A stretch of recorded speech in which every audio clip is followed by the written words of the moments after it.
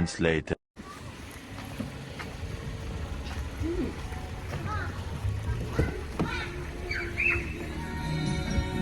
Hi guys, magandang araw sa inyo mga kabayan dito sa Canada.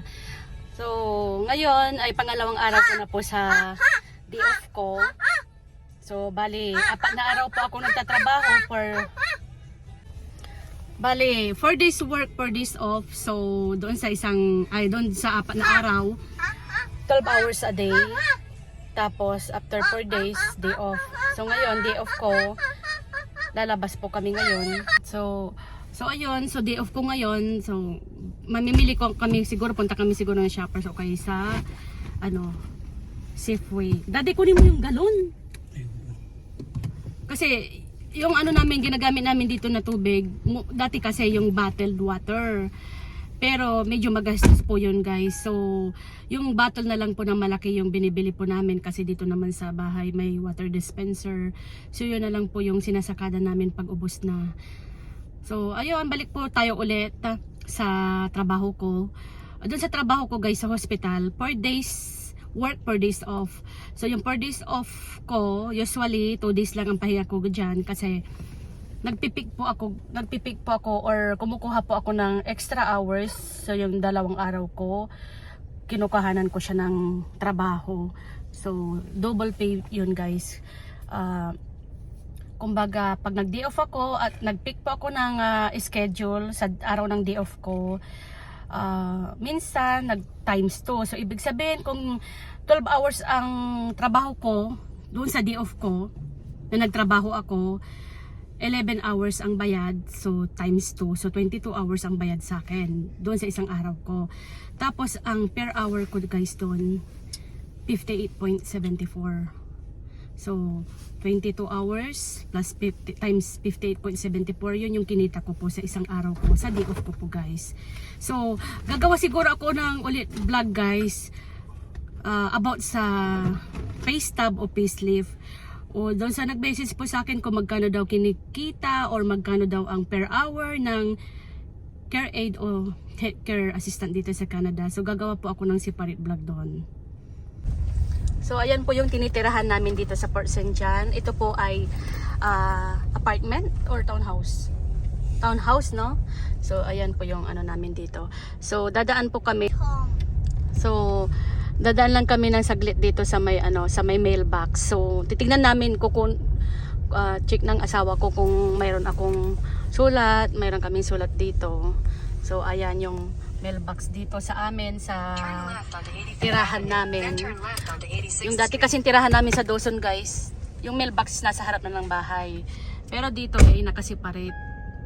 Kasi ganito siguro pag townhouse, hindi talaga doon sa mismong harap ng bahay. So ayun yung asawa ko. Titignan niya kung mayroon kaming sulat na hinihintay. So yan yung nakuha ng asawa ko from Blue Cross. So about pala sa Blue Cross guys, yeah, ito po yung insurance sa workplace ko. So ayan, babasahin na lang natin mamaya yung nakalagay. So ganito po yung itsura ng ng insurance o health and dental extended insurance. So ito yung sa akin, may policy number tsaka identification number. Ito naman yung para sa dependents ko guys. So bali, isa sa spouse, isa sa akin. So pwedeng gamitin asawa ko nitong isa, tapos sa anak ko. So hindi ko na lang po ipapakita yung policy number kasi confidential. So ganyan po yung insurance po dito sa pinagtatrabahon ko guys. Health insurance, extended insurance. Tita? Amy, ano to? What you said, Kaiser? You taking all day? Ha? What did you say? No, we'll go here. Doon sa may Lopez tayo. So ayan guys, nandito tayo ngayon sa Lopez. So pangalawang stopover po natin. So kanina galing po kami ng Butcher's Block. Po kami doon.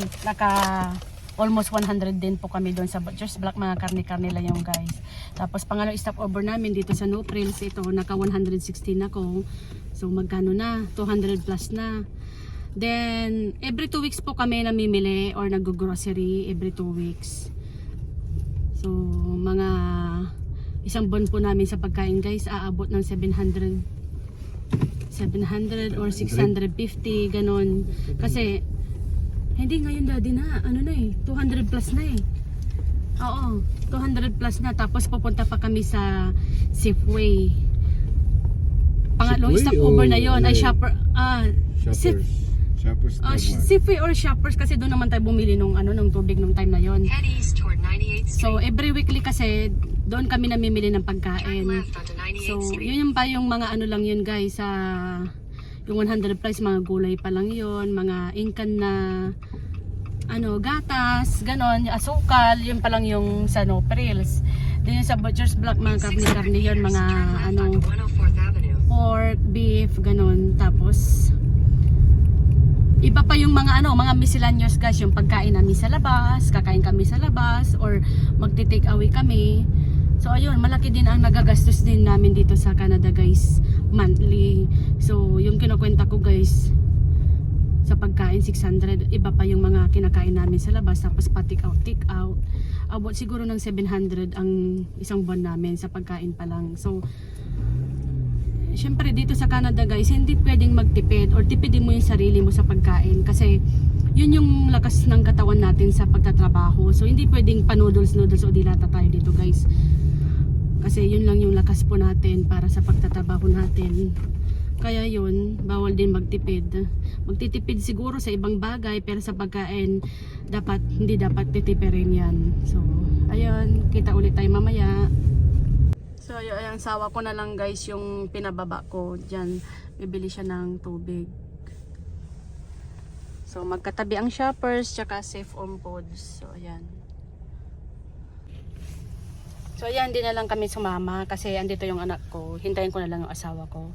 So ayun, pag kinukwenta ko siguro, ayaw kong isipin, siguro ang isang buwan po namin na nagagastos. Lahat-lahat na guys, pagkain, kakain sa labas, mga ibang extracurriculum pa, mga pagbili na mga siguro 1,000 siguro, mga 900 to 1,000 sa isang buwan po namin.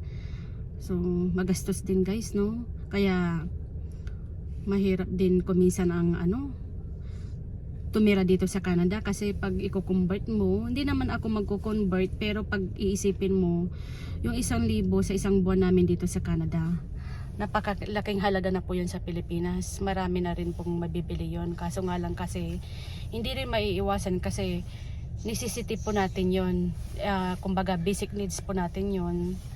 So ayun, kung yung nagtatrabaho kami, yung tinatrabaho namin, napupunta rin sa mga pagkain, sa renta ng bahay, renta ng